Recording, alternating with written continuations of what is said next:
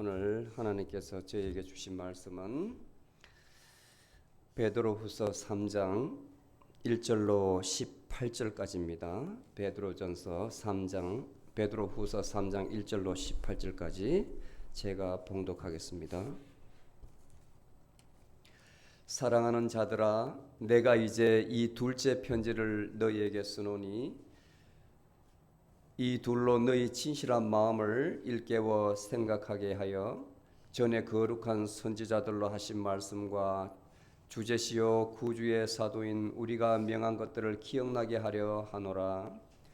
먼저 이것을 알지니 말세에 조롱하는 자들이 와서 제 자신의 정욕을 쫓아 행하며 말하되 그의 강림하신다는 약속이 어디 있느냐. 조상들이 잔 아래로 만물이 처음 창조할 때와 같이 그대로 있다 하니 이는 하나님의 말씀으로 하늘이 옛날부터 있는 것과 같이 땅이 물에서 나오고 물 가운데 성립된 것을 저희가 고의로 잊으려 함이로다. 그때 세상은 물의 넘침으로 물에 의하여 멸망되었으되 현재의 하늘과 땅은 그 동일한 말씀으로 보존하신 바 되어 경건치 아니한 자들의 심판과 멸망의 날까지 불사르도록 남겨두셨느니라. 그러나 사랑하는 자들아, 주께는 하루가 천년 같고 천년이 하루 같은 이 한 가지를 잊지 말라. 이 주의 약속은 어떤 사람들이 더디다고 생각하는 것 같이 더딘 것이 아니라 오직 주님은 우리에 대하여 오래 참으사 아무도 멸망치 않고 다 회개에 이르기를 원하시느니라. 그러나 주의 날이 밤에 도둑같이 임하시리니 그날에는 하늘에 큰 소리로 떠나가고 만물의 체질이 뜨거운 불에 풀어지고 땅과 그 가운데 있는 모든 것이 불타 없어지리라. 이렇게 이 모든 것이 풀어지리니 너희가 어떠한 사람이 되어야 마땅하냐. 너희는 거룩한 행실과 경건한 행위로 하나님의 날을 기다리고 또 속히 임하기를 사모하라. 그날에 하늘이 불에 타서 풀어지고 만물의 체질은 뜨거운 불에 녹아지려니와 우리는 그의 약속대로 의가 거하는 바 새 하늘과 새 땅을 바라는도다. 그러므로 사랑하는 자들아, 너희가 다 이것을 기다리며 하나님 앞에 점도 없고 흠도 없이 평강 가운데 서기를 힘써라. 또 우리 주님의 오래 참으심이 구원이 될 줄로 여기라.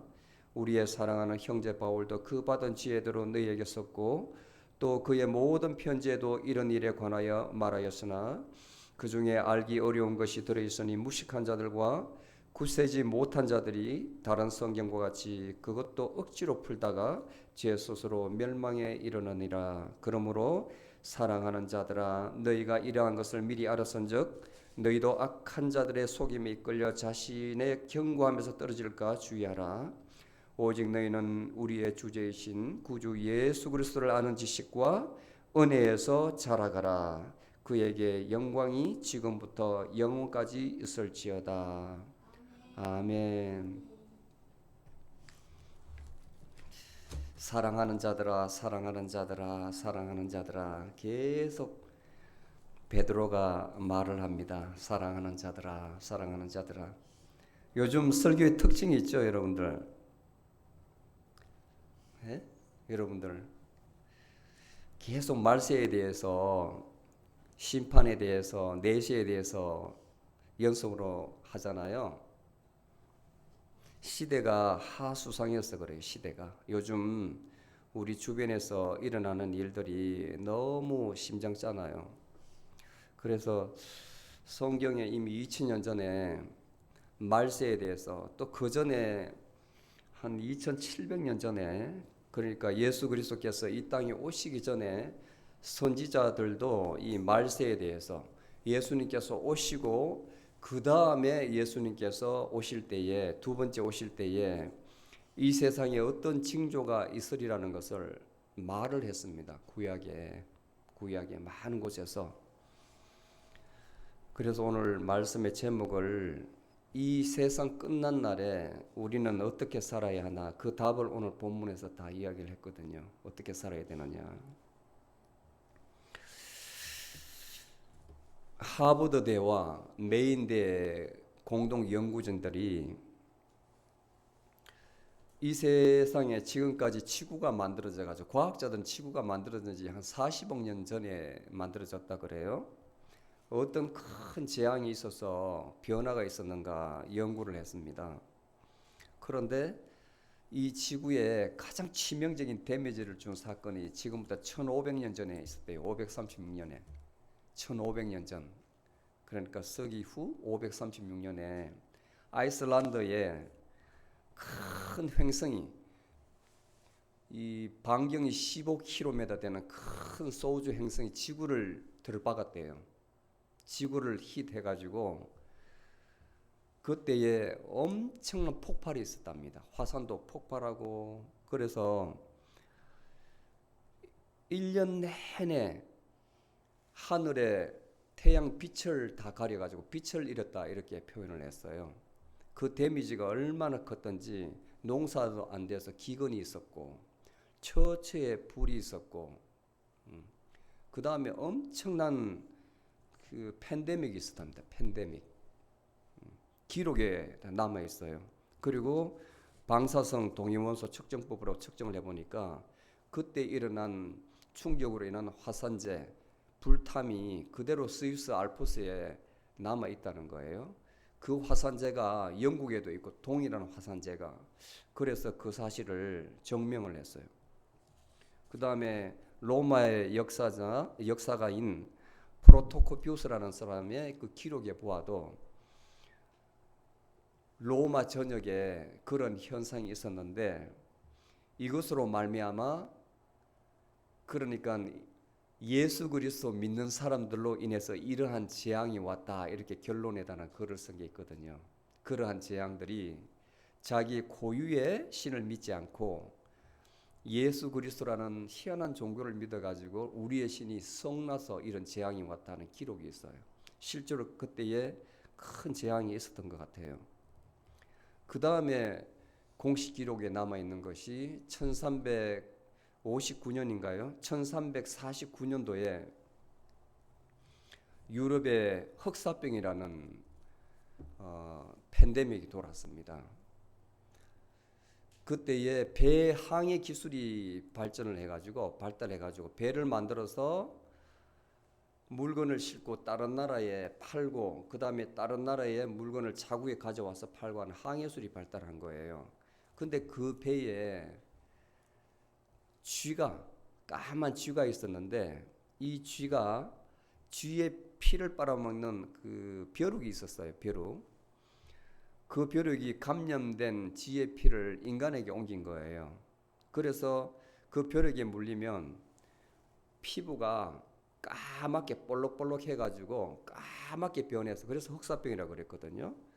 그때 유럽 인구의 7,500만 명에서 2억 명이 죽었대. 2억 명. 그러니까 유럽 인구의 반이 죽은 거예요. 반이.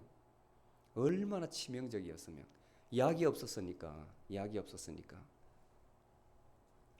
그때에 그야말로 중세 종교가 지배하는 세상이었는데 하나님의 진노가 임했다. 말세라고 그랬어요. 그때도 말세.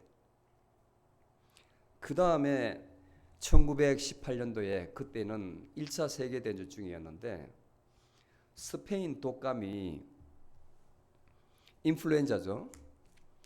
독감이 걸려가지고 인구가 약 4천에서 5천만 명이 죽었어요. 독감이 걸려가지고. 그래서 근간에 지금부터 3년 전에 일어났던 코비드-19을 거기에 많이 비유를 했거든요. 거기에 버금가리만큼 사람이 죽을 것이다 이렇게 이야기했어요. 백신 개발하는 기간이 있기 때문에 굉장히 두려워했어요. 그래서 그 원인을 보니까 스페인 백신이 스페인에서 발발했다는 것이 아니고 명명이 학술명으로 그렇게 붙여진 것인데, 첫 번째 학설은 그 당시 전쟁 중에 영국 병사들이 프랑스에 와 있었는데, 영국 사람들이 돼지고기와 닭고기를 좋아하는데 현지 조달을 하는데 거기에 감염된 고기를 먹고 병사들이 감염된 거예요. 병사들이. 조류독감이라는 거 있잖아요. 요즘 말로.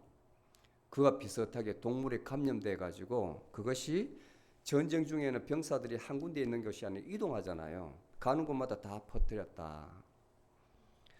그 다음 두 번째 학설은 미국의 캔사스주에서 일어났다. 캔사스주에서.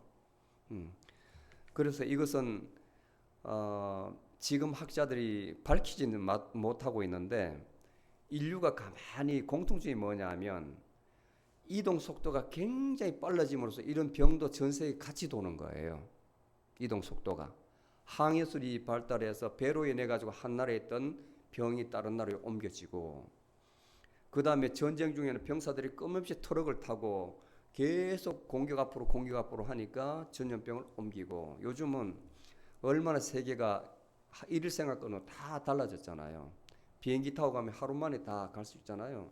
전염 속도가 엄청 빠른 거예요. 앞으로 더 할 거예요. 그래서 미래에 대한 불확실성이 더 커지는 거예요. 더 커지는 거예요. 대량 살상 무기는 핵무기도 아니고 바로 전염병 같아요. 전염병. 성경에 보면 역대 열왕기상 하에 17장에 보면 19장 35절에 나옵니다. 죄송합니다. 열왕기 하 19장 35절에 보면 아시리아 산헤립 대왕이 유다를 침입할 때에 히스기야 대왕이 기도를 해요. 저 악랄한 민족들이 우리나라를 괴롭히는데 주여 도와주셔서 할 때에 하나님께서 응답을 해 주셔가지고 하룻밤 사이에 18만 8,400명을 죽이거든요. 제가 이제 글을 쓰면서 분석하기를 아마 역병인 것 같아요. 역병. 전염병 같아요. 당시 18만 8천 명 같으면 엄청난 인구거든요. 하룻밤 사이에 그렇게.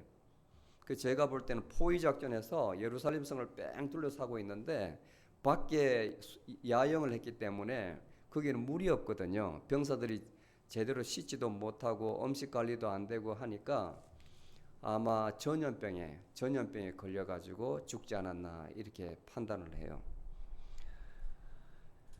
자, 이때 사람들, 제 왜 이런 이야기를 먼저 드리냐면 이미 말세가 시작되었다고, 말세가 왔다고 봤거든요. 말세가. 그런데 말세가 오지 않거든요. 말세가. 오늘 본문에 보면 사람들이 이제 조롱을 합니다. 조롱을 해요. 이렇게 세상 끝날 날의 징조가 보이는데 하나님은 예수님은 오시지 않았기 때문에 예수님을 인정을 하지 않는 거예요. 자, 근간에 제가 재밌는 책을 봤는데 말세의 징조에 대해서 마태복음 24장에 보면 잘 나와 있어요. 징조에 대해서. 근데 브라이언 월시라는 사람이 타임즈지의 편집장인데 이 사람이 End Times, 그러니까 말세죠. 그리고 부제가 A Brief Guide to the End of the World, 세상 말에 나타나는 징조인데 간단한 가이드, 안내, 우리가 어떻게 살아야 되는지 가이드. 이 사람이 크리스천 같아요. 그런데 이 내용이 마태복음 24장에 있는 내용하고 많이 비슷해요. 그 5가지로 이제 제가 마태복음 복음서에 나와 있는 내용하고 이분의 책을 비교를 해보니까 말세에 나타난 징조가 공통점이 참 많습니다. 잘 들어보세요. 첫 번째가 Natural Disaster예요. Natural Disaster. 자연재해죠. 도처에 지진이 일어나고 그 다음에 허리케인도 자주 발생하고 불도 일어나고 그 다음 플러딩, 홍수도 일어나고 토네이도도 일어나고. 근데 복음서에 보면 처처에서 기근과 역병과 지전이 있으리니 이 모든 것이 재난의 시작이라. 근간에 이런 뉴스를 보면 뉴스 정말 털기가 무서워요. 좋은 소식은 없고 전부 다 나쁜 소식이 뉴스 같아요. 이게 좀 이블 뉴스, 이블 나쁜 소식만 있는 것 같아요. 총기로 초등학교 들어가서 뭐 쏘아서 몇 명 죽었다는 이야기, 어디에 캘리포니아 플러딩 또는 불이 나가지고 집이 얼마나 전소가 되었다는 등, 또 근간에는 하와이의 마우이 거기에 완전히 불이 타가지고 그 불을 피해서 바다에 뛰던 사람 870명이 사라지고 없어졌대요. 870명이. 불에 타 죽은 사람 아직까지 헤아릴 수도 없고요. 그 다음 미시시피에 허리케인이 와서 완전히 마을이 초토화되고, 우리 텍사스 살고 있는데 얼마나 더워요. 왜 이렇게 더운지 모르겠어요. 분명히 이유가 있거든요. 이유가 정상은 아니단 말이에요. 이걸 심각하게 받아들여야 된다고. 기후 문제는 인간들이 아마 자연 체계의 생태계 체계를 망쳐서 그런 것 같아요. 망쳐서 빙하가 있어야 되는데 빙하가 녹아버리니까 바다 해수면도 높아지고 그러면 땅이 사라지는 거잖아요. 창세기에 보면 삼일째 하나님께서 땅을 만드실 때에 물을 한 군데 모아가지고 땅을 드러나게 하셨느니라. 이래서 땅을 만드셨는데 지금 도로 이 물이 다 덮어버리면 궁창이 다 덮어버리면 땅은 없어지는 거잖아요. 우리는 살 공간이 없는 거예요. 살 공간이. 그러면 과학자들은 또 생각하겠죠. 도움이 지하에 들어가 살자. 땅을 파서 지하에 들어가자. 또 바다에 물이 침수해서 땅이 없어지면 뭐 탐사선 만들어 가지고 그 배 안에서 살자 뭐 이래 나오겠죠. 배에서 살자. 크루즈처럼 만들어 가지고 집이 이제 크루즈화 되겠죠. 제 생각이 그래요. 땅에 집 짓는 게 아니고 배 위에서 살 것 같아. 집마다 배 한 척 다 있어 가지고 땅이 없으면 배에 살아야죠. 낚시해서 물고기만 먹고. 그 다음에 두 번째는 전쟁과 분쟁이에요. 복음서에도 24장 6절에 보면 처치에서 전쟁과 전쟁의 소문을 듣겠으나 전쟁이 안 날 때가 없습니다. 이 땅에 전쟁이 안 날 때가. 지금 현재도 러시아와 우크라이나 전쟁하는 거 보세요. 언제 끝날지 기약이 없잖아요. 왜? 각국의 이익이 걸려있기 때문에. 이익이. 전쟁의 이면에 보면 인간의 탐욕이 있어요. 그 이면에 인간의 탐욕이. 러시아에는 그 지방을 러시아는 바다가 없거든요. 발트해로 나와야 돼요. 그 지역을 확보를 해야 된다고요. 그 다음에 우크라이나의 그 곡창 지역을 확보를 해야 되거든. 근데 서방 세계는 거기가 완충지대예요. 네이토하고 러시아하고 이렇게 싸우는데 그거 뺏기면 다이렉트로 폴란드하고 이 네이토에 가입된 국가가 러시아와 이렇게 마주거리는 그런 형상이 되기 때문에 우크라이나이 중간에 완충 역할을 해주기 때문에 반드시 지켜줘야 되는 거예요. 그러니까 한쪽에서는 네이토에 가입하지 마라. 한쪽에서는 가입하라. 줄다리기를 하는데 희생양이 누구냐? 그 나라 우크라이나 국민들인 거야. 남의 전쟁이 대리전이 돼가지고 인간의 욕망입니다. 욕망. 그 다음에 세 번째 famine and disease. 기근과 병이죠. 병. 바이오 건강에 얼마나 많은 사람들이 코비드 때문에 고통을 겪었습니까? 많은 사람들이 목숨을 잃었어요. 이제 이 먹는 문제 있잖아요. 먹는 문제. 이 땅이 줄어들고 그 다음에 이렇게 사막화가 되면 농사가 안 됩니다. 농사가. 여러분들 나무 한 심어봐요. 이런 날씨에 나무가 자라는지 타 죽죠. 그리고 농작물을 심으면 타 죽어요. 물을 줘도 끝이 없다고. 끝이 없다고. 그 다음 네 번째가 moral decline. 보십시오. LGBTQ라는 것. LGBTQ라는 것. 레즈비언, 게이, 바이섹슈얼, 트랜스젠더, 퀴어 같은 거. 하나님 눈에 이것은 상상이 안 되지 않습니까? 상상이 안 되지 않습니까? 인간의 눈에도 정말 잘못된, 도덕적으로 잘못된 것인데 하나님 보시기에 얼마나 악한 것입니까? 말세에는 이런 모럴 디클라인이 반드시 일어난다. 그런데 이것이 인간이 잘못된지를 모른다는 거죠. 많은 나라에서 법으로 합법해 주잖아요. 합법화. 남자와 남자, 여자 결혼하라고. 그 다음에 남자가 여자 되고 여자가 남자 되는 것을 병원에서 수술해 주고. 근데 얼마 전에 뉴스를 보니까 이탈리아에 미스 이탈리아 선발대 하는데 트랜스젠더 남자가 여자로 만든 사람이 그 미스 이탈리아에 출전을 한 거예요. 남자가 여자들 미인대에 출전을 하는 거예요. 말이 됩니까? 그런데 이제 우리는 하도 그런 뉴스를 들어가지고 마음에 동요함이 없다고. 마음에 동요함이. 무엇이 잘못된 줄 아는데 어떻게 응징할 방법이 없잖아요. 그걸 보고 싫고 듣기 싫으면 뉴스를 안 봐야 되는, 접하지 않아야 되는 거라. 근데 같이 어울려 살고 이제는 차별금지법에서 그 사람들을 뭐라고 하면 법으로 해서 정죄를 받아요. 그게 잘못됐다 하는 사람이 정죄를 받는다고. 세상이. 남자가 여자 된 사람이 여자 목욕탕에 간다, 딱 막았다고. 못 들어가게 하면 차별금지법으로 처벌을 받아요. 남자가 여자 목욕탕에 들어가도. 이해 가세요? 그 다음 마지막으로 false prophet and messiah. 많은 곳에서 본인이 구세주라고 나타난다는 거예요. 나타난다는 거예요. 본인이 거짓 예언자라고 하는 사람이 많이 나타난다. 이런 것이 말세의 징조입니다. 자, 오늘 본문에 보니 이러함으로 사랑하는 자들아, 내가 이 둘째 편지를 쓰는데 왜 이 편지를 쓰는가? 목적을, 이유를 적어놨습니다. 너희로 진실한 마음을 일깨워 생각나게 한다. 뭘 생각나게 한다? 옛날부터 거룩한 선지자들이 하신 말씀, 그 하신 말씀이 예수님께서 다시 오신다는 것. 이미 초림은 오셨습니다. 한번 오셨죠? 지금은 교회 시대고 다시 오신다는 것을 말씀을 했다는 거예요.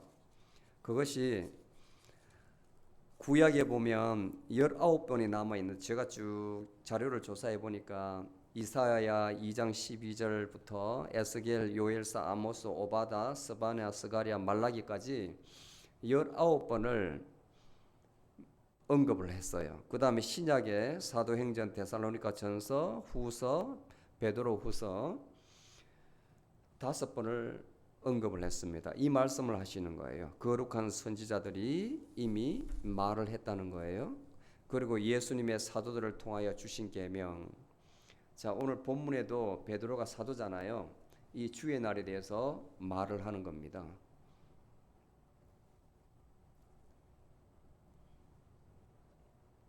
이 모든 가르침을 기억나게 하려 내가 이 글을 쓴다. 자, 세 번째부터 너희들은 이것을 알지니 말세에, 세상 끝난 날에 조롱하는 자들이 와서 제 자신의 정욕을 쫓아 행하며, 자, 뭐라고 이야기하냐면 주의 재림이 어디 있느냐, 그의 강림하신다는 약속이 어디 있느냐. 세상은 이렇게 말세의 징조가 많이 일어나는데 한 번도 예수님께서 하늘에서 구름을 타고 오신다, 또는 불 가운데 오신다, 그런 징조가 없었다는 거예요. 조롱하는 거예요. 그리고 만물이 그대로라는 거예요. 조상들이 잔일에 만물이 처음 창조될 때와 같이 그대로 있느니라, 이렇게 이야기를 합니다. 자, 그러니까 교회에서 사람들이 많이 떠났어요. 배교자들이 많이 생기는 거예요. 이거 다 엉터리다. 초림은 내가 믿겠는데 다시 오신다는 이 말은 못 믿겠다. 그냥 내가 이 세상을 잘 사는 게 맞는 거다 해가지고 정말 세상이 많이 악해졌어요. 인본주의로 이제 돌아오는 거예요. 하나님 중심이 아니라 사람 중심으로 돌아오는 거예요. 이 땅에 살 때에 잘 먹고 잘 사는 것이 최고다, 먹힌 거예요.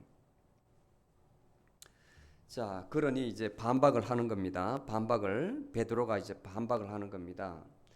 이 사람들은 하나님 말씀으로 하늘이 옛날부터 있는 것과 땅이 물에서 나오고 물 가운데 성립된 것을 저희가 고의려 잊으려 함이라. 쉽게 말해서 창조의 질서를 고의적으로 무시하려고 그런다. 자, 창조할 때 보세요. 첫날에 빛을 창조하셨죠.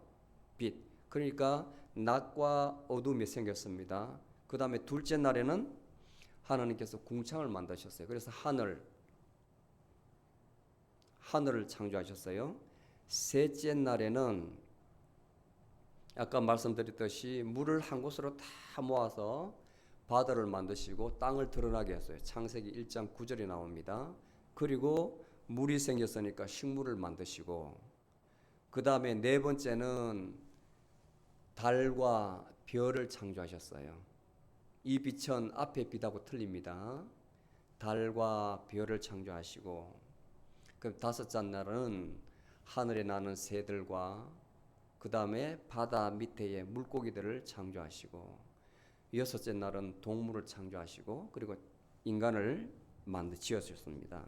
이게 하나님의 말씀으로 창조하셨다는 것이 창세기에 명시가 되어 있어요. 그런데 이 믿지 않는 자들이 거기까지만 아는 거예요. 거기까지만. 조금 더 나아가면 하나님께서 인간이 얼마나 악하냐. 자, 에덴 동산에서 범죄를 해가지고 쫓겨나지 않습니까? 그리고 나서 인간들이 이 땅에서 하는 걸 보니 참 악해요. 생각으로 하는 것마다, 하는 행동마다 다 악함만 저지르는 거예요. 그래서 하나님께서 인간을 지으심을 한탄하셨더라, 후회하셨더라 이야기해요. 그리고 뭘로 징계를 하십니까? 이 땅을 깨끗이 하시는 것이 바로 물로 깨끗이 하셔요. 창세기 8장 9절에 물로 완전히 심판을 하셔서 펄징, 완전히 정화를 하신다고. 이 땅을 노아만 남겨두고, 노아의 식구만 남겨두고, 그리고 동물 중에 흠 없는 것들 한 상승만 남겨두고 다 이 세상을 깨끗이 하셔요. 깨끗이. 이걸 모르는 거예요. 이걸 조롱한 자들은 한번 폴징이 됐잖아요. 깨끗함을 당했잖아요. 물로 원래 있는 형상이 아니라 깨끗함을 당했다고요. 그러고 나서 현재까지 지금 있는 겁니다. 그런데 다음에 올 세상은 물로 심판을 하지 않아요. 물로. 뭘로 깨끗이 하냐? 불로 깨끗이 할 것이다. 불로 심판을 한다는 거예요. 곳곳이 성경이 그렇게 이야기를 합니다. 왜? 불법이 성행하기 때문에 정화는 해야 되겠는데 다시는 하나님께서 물로 심판하지 않으리라는 약속을 무지개 언약을 세웠거든요. 무지개로. 그래서 다음에는 불로 심판을 하신다. 그런데 이 조롱하는 자들이 이것을 모르는 거예요. 그대로 있는 거 아니에요. 다 심판을 받은 거예요. 자, 6절에 보니 세상은 물에 넘침으로 물에 의하여 멸망되었으되, 맞죠? 물에 의해서 다 멸망되었죠. 그리고 현재의 하늘과 땅은 그 동일한 말씀으로 보존되신 바 경거치 않은 자들의 심판과 멸망의 날까지 불사르도록 남겨두셨느니라.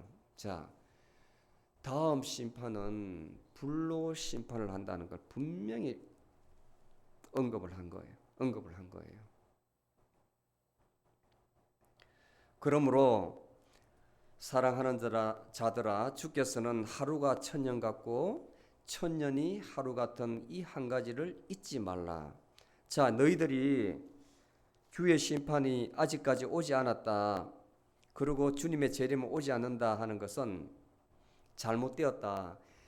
우리가 생각하는 시간과 하나님의 시간은 다르다는 거예요. 이 시간에 대해서 참 어려운 것인데, 이 개념 잡기가, 여러분들 시간이라 하면 이 시계 보는 게 시간이잖아요. 지금 몇 시냐 이렇게 잡잖아요.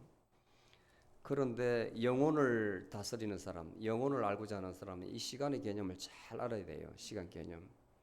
과학자들이 정한 시간, 인간들이 정한 시간, 하나님이 정한 시간은 틀려요. 그래서 옛날에 플라톤과 같은 철학자, 그 다음에 아리스토텔 같은 철학자들은 시간이 무언가 굉장히 치열하게 고민을 했다고. 시간이 무엇인가? 플라톤 같은 사람은 이 시간은 영원한 것인데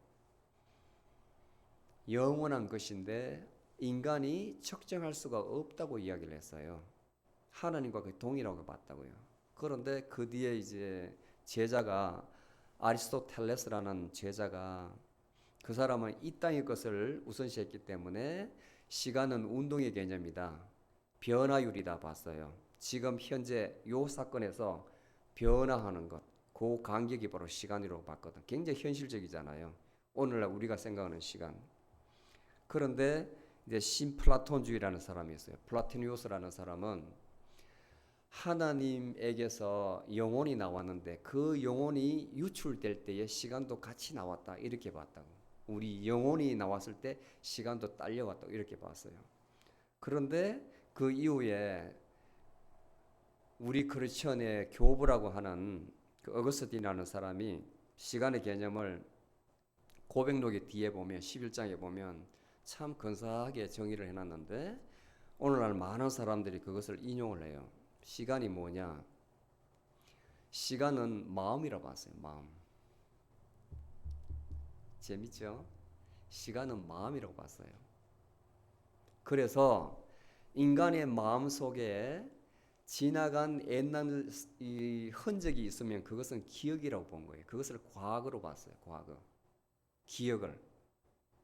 그리고 현재는 바로 현재이고 미래는 인간의 마음의 expectation, 기대하는 것을 미래라고 그렇게 정의를 했어요.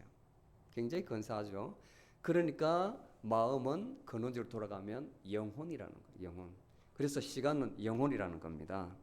영혼.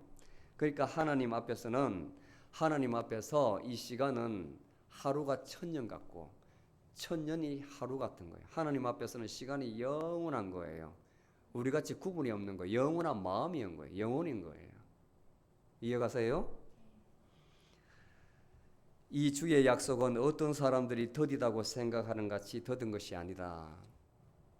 왜 예수님께서 이 말세 징조가 보이는데 오지 않느냐? 이 개념이 아니라는 거예요. 아직까지 예수님께서 오시지 않은 그 목적은 모든 사람이 멸망하지 않고 회개하고 예수 그리스도께 돌아오기를 원하기 때문에 오래 참고 기다리시는 거라는 거예요. 아멘. 이게 바로 핵심이에요. 핵심.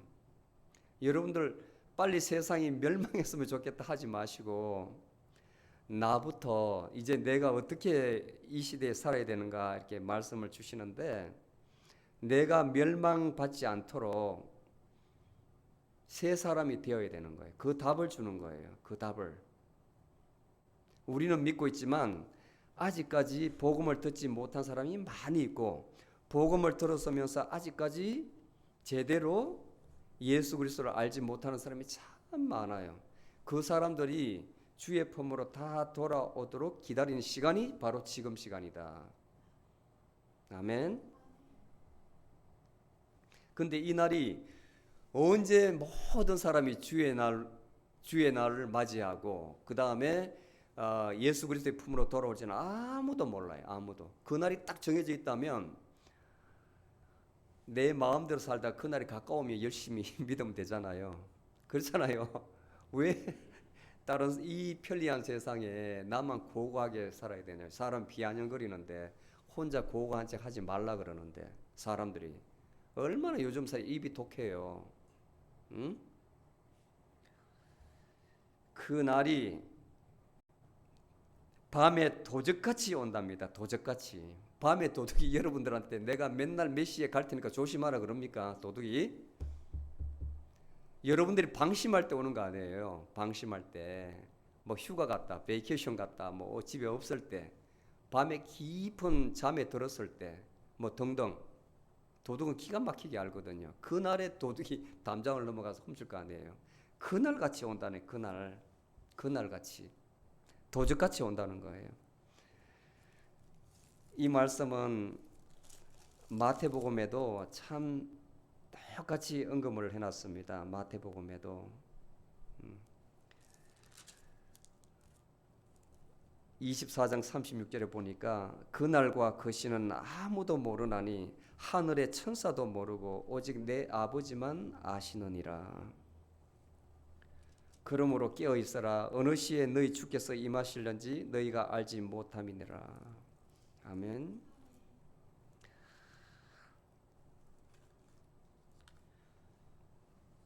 이 날이 오면 그 다음에 무서운 게 뭐냐면 굉장히 무서운 것이 예수님께서 오실 때에 이제 재림이라 하기도 하고 이 지상에 또 내려오시면 강림이라 이렇게 하시기도 하는데 올 때에 심판이 있다는 거예요. 심판이.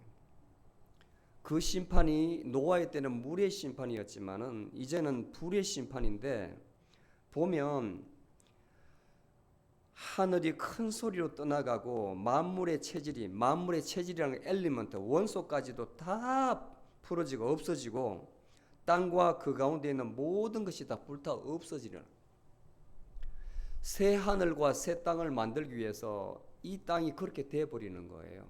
새 하늘과 새 땅을 만들기 위해서. 자, 우리 믿는 사람은 이 심판을 받지 않습니다. 불의 심판을 받지 않습니다.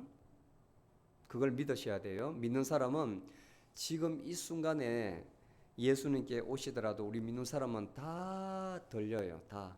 교회는 다 들려요. 교회는 환난을 통과하지 않아요. 불의 심판을 받지 않아요. 불의 심판을 받지 않는 사람은 불신자, 믿지 않는 사람이에요. 경건치 않은 사람들. 그러니까 12절에 보면 이 날을 기다리고 속히 임하기를 사모하라 그래요. 만약에 이런 구원의 소식이 없으면 누가 이 날을 좋아하겠습니까? 다 죽는데. 그런데 믿는 사람에게는 이 날이 임하기를 사모하라 그럽니다. 그 날이 하늘의 불에 다 없어지고 만물의 체질은 뜨거운 불에 다 녹아지는데 그 날을 사모하라 그래요. 그 날을. 우리는 왜? 공중에 다 들려가지고 구원을 받기 때문에. 그리고 천년왕국 때 내려와가지고 예수님과 함께 이 땅을 통치하거든요. 그리고 두 번째 심판 때 믿지 않은 자들이 심판을 받고 지옥불에 떨어지고 우리는 새 하늘과 새 땅, 불로서 완전히 깨끗해진 이 새 신천지에 들어간다는 거예요. 아멘. 우리는 그의 약속대로 의가 거하는 바 새 하늘과 새 땅을 바라는도다. 마치 은과 금을 순도 99.9999%를 만들어낼 때 얼마나 용광로에 불가마에서 끓입니까? 그러면 썰러지라는 것이 위에 찌꺼기가 뜨거든요. 그걸 다 걷어내면 순수한 금이 남거든요. 그거예요. 불로 완전히 다 녹여버리면 이 더러운 게 다 없어질 거 아니에요. 다 없어질 거 아니에요. 자, 이제 마지막으로 우리는 어떻게 살아야 되는지 사도 베드로가 답을 가르쳐 줍니다. 이런 마지막 때에 임박했는데 이때에 우리가 어떻게 살아야 될지. 첫 번째 11절에 보니까 너희는 거룩한 행실과 경건한 행위로, 그리고 14절에 보면 하나님 앞에 점도 없고 흠도 없이 평강 가운데 서기를 힘써라. 자, 똑같은 말이에요. 우리의 행실이, 그러니까 LGBTQ에서 이런 것을 용납이 안 된다는 거예요. 용납이 안 된다는 거예요. 거룩한 행실과 경건한 행위로. 여러분들이 여러분들 방식대로 살아가면 경건한 행위가 나오질 않아요. 여러분들 안에 계시는 하나님의 영이 여러분들 혼을 이끌고 나가야만 경건한 생활이 가능합니다. 그 말은 옛날의 삶을 털어주는 거예요. 그렇게 살면 안 된다고 계속 경고음을 내 마음에 주시는 거예요. 그렇게 되도록 완전한 사람은 없지만 그렇게 살아가도록 노력을 해야 되는 겁니다. 아멘. 그 다음에 두 번째, 주의 날을 기다리고 그 날이 속히 임하기를 사모하라. 12절에 기다리고 그 날을 기다리고 속히 임하기를 사모하라. 14절에 봐도 너희가 이것들을 기다리며, 우리는 교회에 있기 때문에 다 구원을 받습니다. 예수님 지금 오시더라도 우리는 이 자리에서 교회는 다 들림을 받아요. 그래서 7년 환난에 여러분들 포함이 되질 않아요. 불로 심판받질 않습니다. 아멘. 그러니까 언제 와도 나는 괜찮다, 그런 당당한 자신감을 가지고 살아가세요. 아멘. 세 번째, 무법한 악한 자들에 휘둘려 믿음에서 이탈하지 않도록 하라. 17절에 나오죠. 너희 자신을 경고하면서 떨어질까 주의하라. 믿음에서 떨어지지 말라는 거예요. 이 조롱하는 자들 같이 말세의 현상들이 이렇게 보이는데도 주님께서는 오시지 않는다, 그러니까 주님 재림은 없다, 이 말에 현혹되지 않도록 하라. 그리고 여기저기에서 내가 메시아다, 내가 재림한 메시아다, 이 말에 현혹되지 않도록 하라는 겁니다. 아멘. 그 다음에 네 번째, 마지막, 예수 그리스도에게서 받은 은혜와 그분을 아는 지식에 자라가라.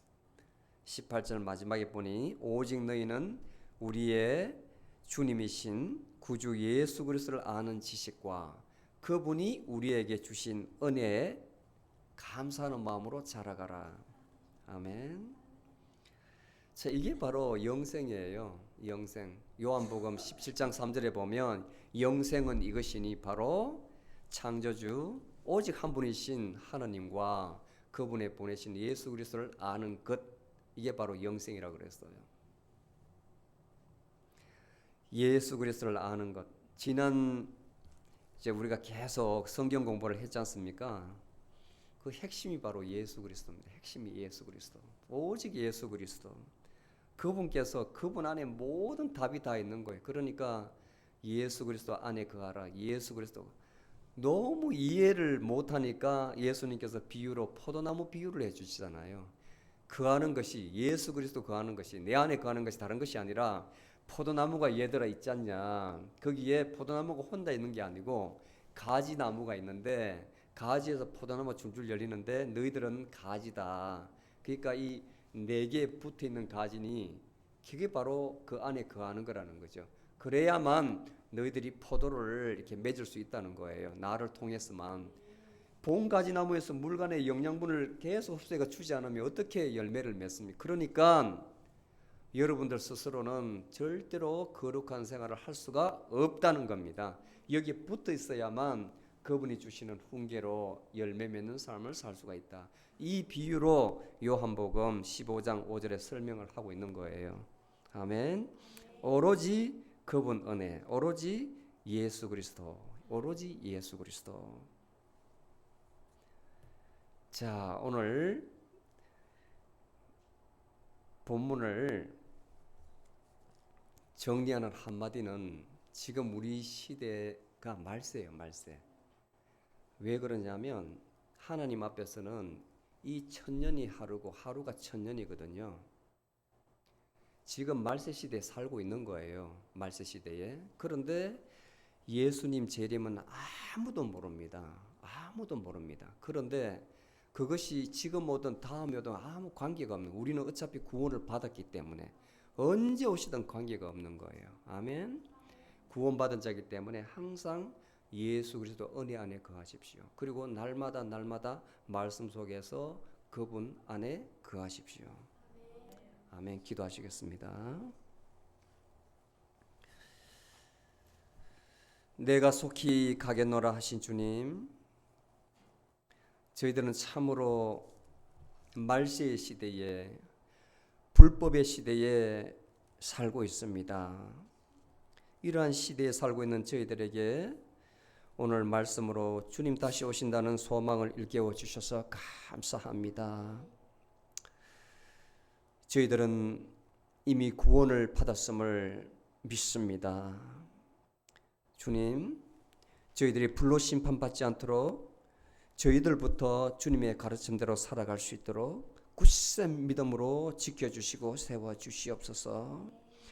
주님께서 지금 현재 오래 참으시고 모든 사람이 구원의 품으로 예수 그리스도의 품으로 돌아오도록 기다리시는 때가 바로 이때임을 저희들이 믿게 하여 주시옵소서. 이때가 바로 구원의 기회가 됨을 깨닫게 하옵소서. 그리하여 예수 그리스도께서 지금까지 저희들에게 보여주신 은혜와 또 그분을 아는 지식에 날마다 자라가는 저희들 모두가 되게 하옵소서. 예수님의 이름으로 기도드리옵나이다. 아멘.